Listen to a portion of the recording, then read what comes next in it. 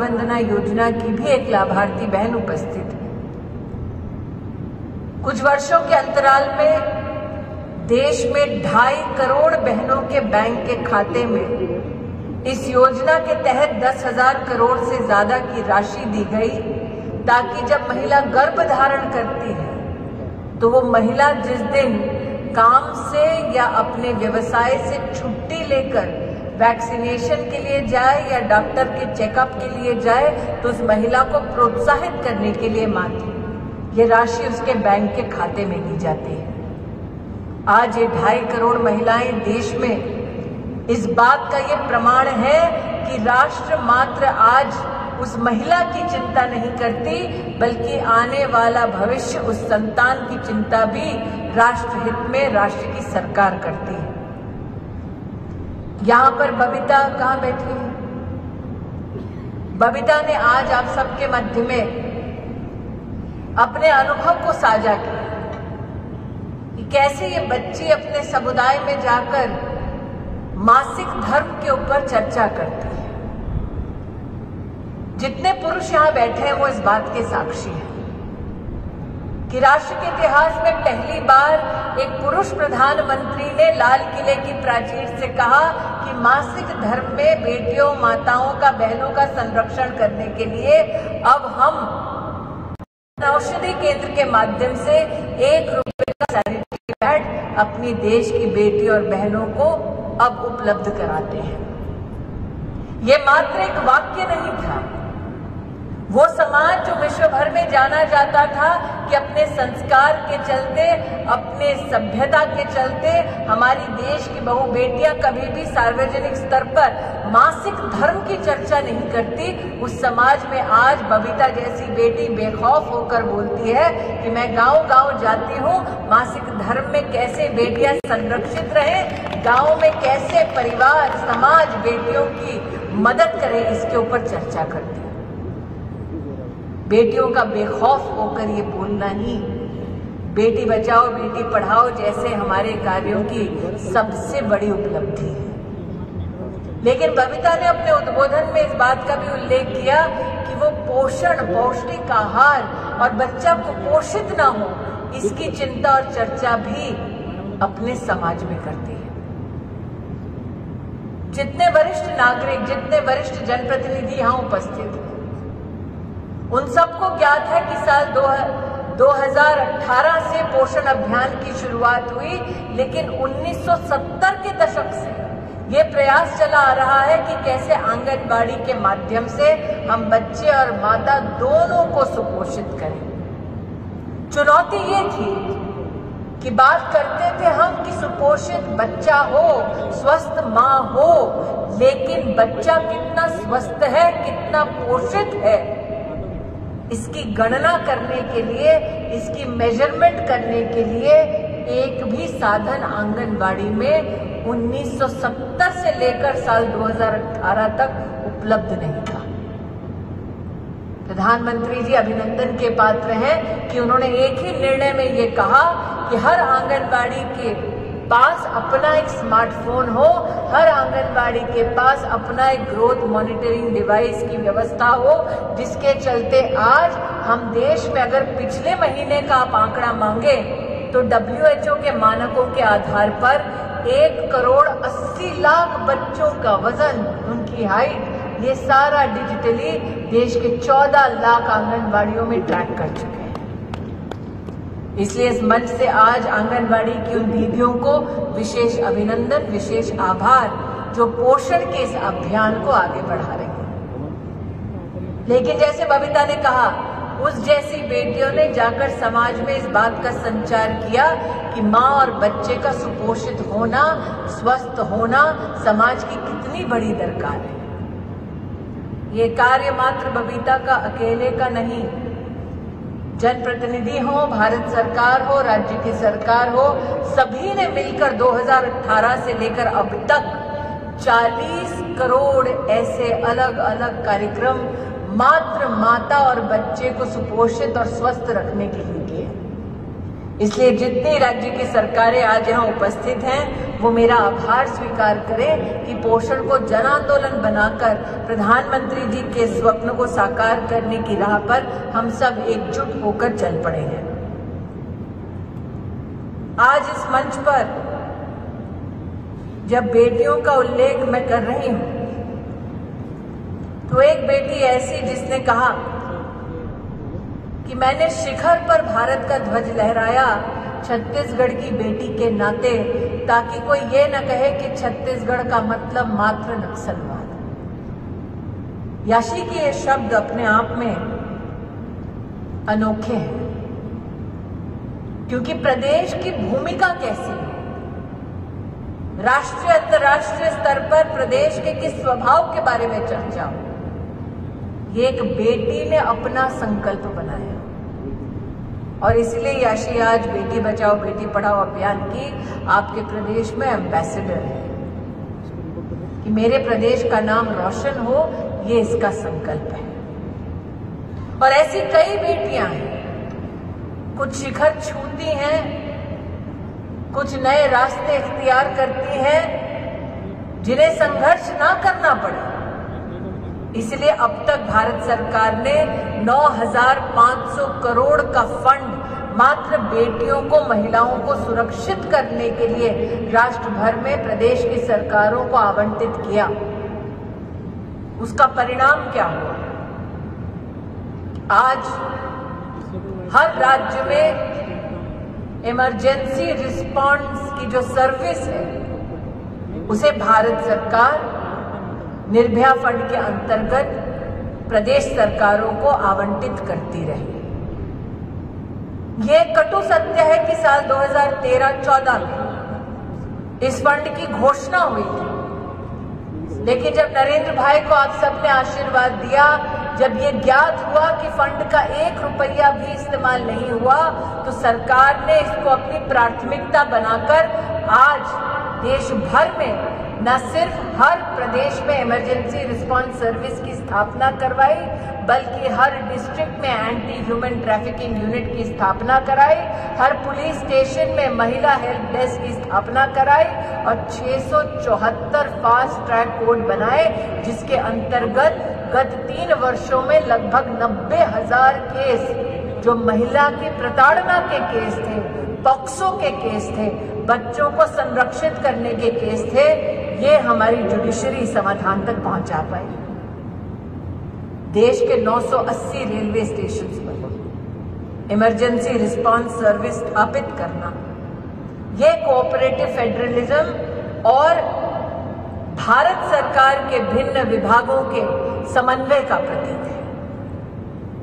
मेरे लिए गौरव का विषय है कि यहाँ पर कई बेटियां, आरुषि कहाँ बैठी है, कुछ बेटियां यहाँ पर अपने स्कूलों की प्रतिनिधि बनकर आई। हाँ, आरुषि वहां बैग लेके कोने में खड़ी और ऐसे कर रही। और हमारा ये गौरव है कि राष्ट्र के इतिहास में पहली बार जो शिक्षा नीति बनी, उसमें पहली बार जेंडर इंक्लूजन फंड भारत सरकार ने स्थापित किया। लेकिन जब पहला सिलसिला चला संवाद का, तो नम्रता जी के साथ कुछ और बहनें ऐसी, किसी ने साड़ी की व्यवस्था की बात की, किसी ने फूड प्रोसेसिंग की व्यवस्था की बात की। महिलाएं मात्र इन व्यवस्थाओं तक सीमित न रहकर अब डिजिटल इंडिया के माध्यम से इलेक्ट्रॉनिक सिस्टम्स डिजाइन और मैन्युफैक्चरिंग की इच्छा रखती हैं।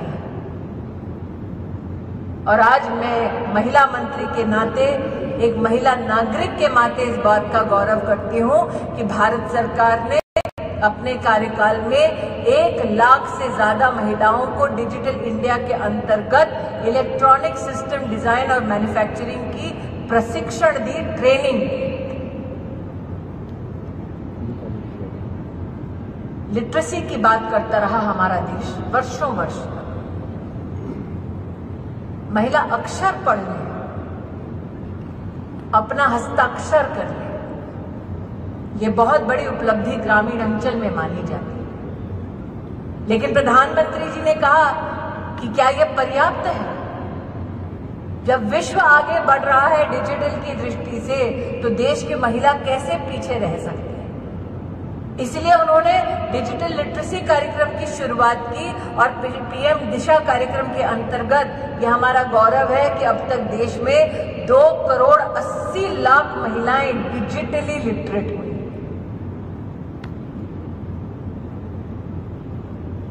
छाया जी आज इस सभागार में उपस्थित हैं। जब हम सदन में रहते हैं तो मैं इस तरफ और छाया जी उस तरफ, कई बार तलवारें खींचती हैं, मयान में कोई वापस नहीं डालता, खींची रहती है। लेकिन जब चर्चा होती है घरेलू हिंसा पर, तो रिसर्च ही कहता है कि घरेलू हिंसा उस महिला के साथ कम होती है जो अपना मकान, अपनी जमीन की मालिक खुद होती है। और इसलिए आज मुझे कहते हुए अति प्रसन्नता है कि प्रधानमंत्री आवास योजना के अंतर्गत 50 लाख से ज्यादा ग्रामीण अंचल की बहनों को मालिकाना हक मिला। ग्रामीण अंचल में 80 लाख से ज्यादा महिलाएं अब अपने पति के साथ जॉइंटली मकान की मालकिन हैं और शहरी अंचल में 95 लाख महिलाएं अब घर की मालिक है। यह अपने आप में हमारे देश में एक इतिहास सृजित हुआ है। आज जब मकान की बात करते हैं, ग्रामीण अंचल की बात करते हैं, तो ये नहीं कि मेरा छत्तीसगढ़ में पहली बार आगमन हुआ है। एक जिला ऐसा नहीं, एक ब्लॉक ऐसा नहीं जो मैंने अपनी राजनीतिक यात्रा में पिछले 22 सालों में ना देखा। और वर्षों वर्ष तक हम ग्रामीण अंचल में विशेष देखते थे कि कैसे घर की महिला की एक जिम्मेदारी विशेष ये रहती थी कि पानी लाओ, मटका लाद लाद कर बहन पहले पीने का पानी भरे। सुबह ये उसकी किस्मत का एक अटूट अंग था। प्रधानमंत्री जी ने जल जीवन मिशन की शुरुआत की और 2019 से लेकर अब तक 6 करोड़ 48 लाख परिवारों को जीवन में पहली बार नलके से जल मिला। इसका मतलब 6 करोड़ 48 लाख बहनें अब सुबह जाकर पानी नहीं ढोती, बल्कि उस समय को अपने लिए, अपनों के लिए इस्तेमाल करती हैं। छत्तीसगढ़ की कुछ बहनें आज मिली जिन्होंने सेल्फ हेल्प ग्रुप्स में अपने आप को संगठित कर सफलता के नए शिखर को छुआ, नए व्यवसाय किए। मुझे ये कहते हुए आनंद है, हर्ष है कि प्रधानमंत्री जी ने गत 8 वर्षों में देश में सेल्फ हेल्प ग्रुप्स में भारत की तिजोरी से 4,80,000 करोड़ रुपया मुहैया कराया कि देश के 7 करोड़ सेल्फ हेल्प ग्रुप्स की महिलाओं को आर्थिक रूप से सशक्त हम कर पाए। ये हमारा एक प्रधानमंत्री जी का अप्रतिम प्रयास था। शांतिबाई जी हैं, शांतिबाई जी ने आज कहा कि कैसे आयुष्मान भारत के अंतर्गत उनको अपनी दवा मिल जाती है, और हम सब ने आपके अच्छे स्वास्थ्य की कामना करते हुए आपका अभिनंदन किया। जो महिलाएं यहाँ बैठी हैं वो जानती हैं कि वर्षों वर्ष हमारे देश के बारे में जब चर्चा होती है अंतर्राष्ट्रीय स्तर पर, तो लोग ये कहते हैं कि हिंदुस्तान की विशेष ग्रामीण अंचल की बहन ब्रेस्ट कैंसर और सर्विकल कैंसर के लिए कभी भी ना चर्चा करती, ना अपनी चिंता करती। लेकिन प्रधानमंत्री जी ने कहा कि महिलाओं को पता है करना क्या है, उन्हें दरकार है तो मात्र साधन की।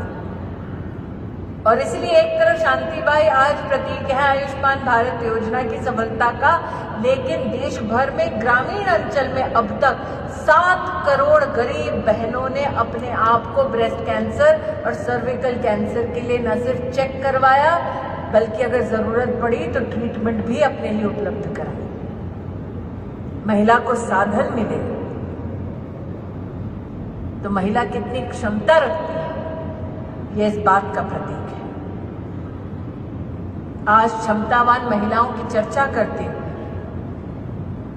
तो यह हमारा गौरव है कि भारत सरकार ने अपने सभी पब्लिक सेक्टर अंडरटेकिंग्स को कहा है कि जो खरीदना हो आपको उसमें से इस बात को आप निश्चित कीजिए कि 3% महिलाओं से खरीदें।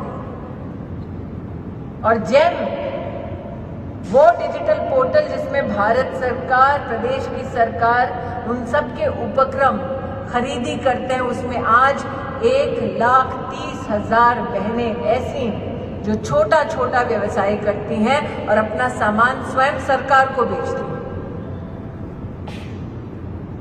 मेरे लिए गौरव का विषय था, तमिलनाडु की एक बहन ने फ्लास्क बनाया और फ्लास्क खरीदा प्रधानमंत्री कार्यालय ने जेम से। ऐसे कई उदाहरण हैं जिसके अंतर्गत हम ये कह सकते हैं कि नम्रता जैसी बहनें जो कहती हैं कि वो योगदान देना चाहती हैं स्टार्टअप और डिजिटल इंडिया के माध्यम से, वो आर्थिक संबल देश को दें। आज सुबह अनिला जी और महेंद्र भाई हम दोनों एक चाइल्ड केयर इंस्टीट्यूशन में गए। निराश्रित बेटियों का वो एक संस्थान है। कुछ बेटियां ऐसी जिनको ट्रैफिक किया गया, कुछ बेटियां ऐसी जिनको बेघर छोड़ा गया, इन सबको पनाह देने का ये कार्यक्रम है। जब सभी बच्चियों से मिल रही थी, उनमें से एक आई धड़ल्ले से बोली, सुनिए मैं पुलिस ऑफिसर बनूंगी। मैंने कहा प्रदेश की पुलिस में जाओगी? उसने कहा नहीं नहीं, IPS ऑफिसर बनो। एक बेटी का निराश्रित होना, सरकारी संस्थान में रहना, लेकिन अंदर की वो आग कि एक दिन मैं भी वर्दी पहनकर पुलिस में सेवा दूंगी, ये मेरे लिए आज का सबसे अच्छा अनुभव था। और आज इसीलिए जब मैं कहती हूं कि भारत सरकार ने पुलिस फोर्स में महिलाओं का 33% आरक्षण हो, इसकी जब मंजूरी दी, तत्पश्चात 2021 का अगर हम आंकड़ा देखें तो देश में 2,15,000 भारत पुलिस व्यवस्थाओं ने अपने लिए मिलिट्री पुलिस में आज 1700 बहनें हैं। Permanent commission for women in Indian army आज एक हकीकत है, लेकिन कुछ हकीकतें और भी हैं। 75 साल की आजादी में आज एक चिंता का विषय ये भी कि निश्चित रूप से भारत सरकार ने प्रदेश सरकारों के साथ समन्वय कर देश भर में 708 वन स्टॉप सेंटर्स बनाए। निश्चित रूप से भारत सरकार ने प्रदेश सरकारों के साथ समन्वय कर देश भर में 35 से ज्यादा हेल्पलाइन चलाई और वन स्टॉप सेंटर और हेल्पलाइन के सौजन्य से 70 लाख बहनें जो पीड़ित हैं, प्रताड़ित हैं, कुछ जिनका कभी बलात्कार हुआ, कुछ जो घरेलू हिंसा की शिकार हुई, ये सब इस बात का संकेत देती है कि मात्र सरकारें अकेली नहीं, समाज को भी एकजुट होना होगा।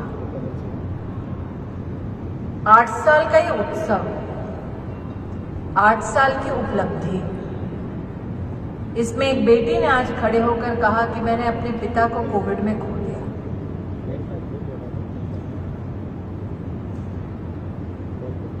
जब 8 साल की उपलब्धियों के दौर के बारे में सभी मंत्री चर्चा कर रहे थे, प्रधानमंत्री जी ने कहा उत्सव तुम मनाओ, मुझे ये बताओ उन बच्चों का क्या जिनके माता पिता दोनों का देहांत हुआ है। देश में 4,345 ऐसे बच्चे,